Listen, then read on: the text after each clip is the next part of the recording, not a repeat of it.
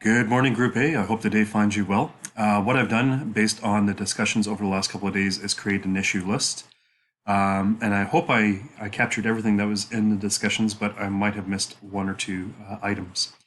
I have them listed all the way through, and what I was thinking was if we were to say initials, so for the first one up here, for example, if I like the idea of incorporating in-text citation, I could essentially virtually sign off on it.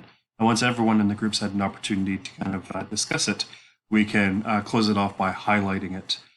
Now, if there's something that you wanted to talk about in a little bit more detail, what I would suggest is actually just kind of putting in something in the Google Doc itself so that we can foster the discussion within that document itself. At any rate, it's a solution. I'm hoping it's a workable solution. If not, we can think about something else, I guess. Okay, thanks, and I'll see you online.